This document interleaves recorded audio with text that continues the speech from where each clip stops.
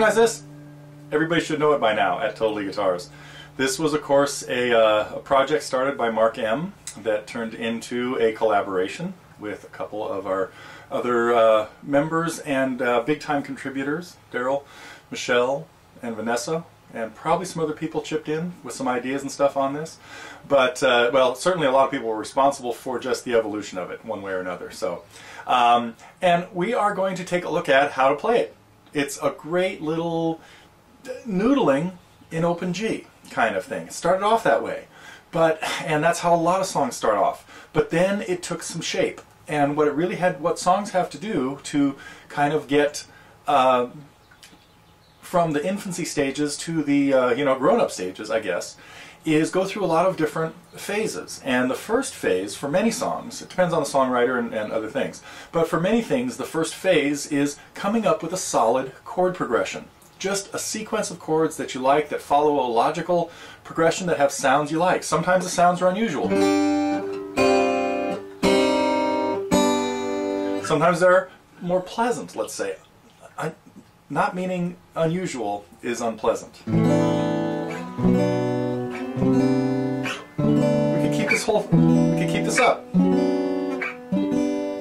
Now, what's going on in the anyway? So that's the first part of the process is having a sequence of chords that you like, and possibly different parts that all kind of work together. Visitors, and that's what Mark finished, and that's all we're really going to talk about in this song. But it has, of course, got added to what the next phases are: coming up with a melody, a tune that you can sing over the series of chords, and then possibly lyrics to something like that.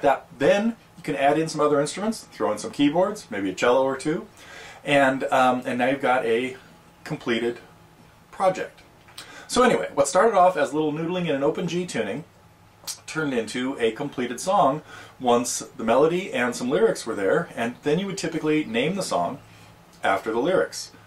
Hence, we are going to learn "Oh Sweet Ones," and at least the picking, if you've done a little bit of finger picking, you should be able to do this. It's the same pattern throughout the whole song, and it's a good way to mess around and learn a little bit about chords and chord changes in open G. So for the open G tuning, you just have to get the 6th string down to D. However, I do have it there right now. It's not even used in the song, so we could pull a Keith Richards and even just take the 6th string off. Because in open G, the root of the G chord is on the 5th string. So typically in open G, you can get away with only using 5 strings and then the chord changes. Now the strings that we need changed then are the 5th string down to G and the 1st string down to D.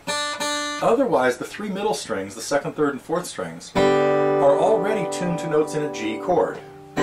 So we're solid with that. It's pretty easy to get into open G. The tuning the 6th string down to D is optional in the case of this song. However, most of the time, if you're going to go into an open tuning, you're going to play a couple of other songs in there, and we've got a lot of songs here in open G as well. So we'll also talk a little bit about what, hypothetically, we might name some of these chords, and but we're just going to work our way through it, talk about some of the ideas and the sections. There are basically 3 sections, and once you put your guitar in open G, you might be able to just figure most of it out. My video here of it is a little clearer than Mark's. You can see my hands a little bit better. But that's it. We'll talk about the picking pattern, and then we will talk about the chord shapes, and then we'll put the parts together. Coming up, what started as noodling in open G, and eventually became "Oh Sweet Ones."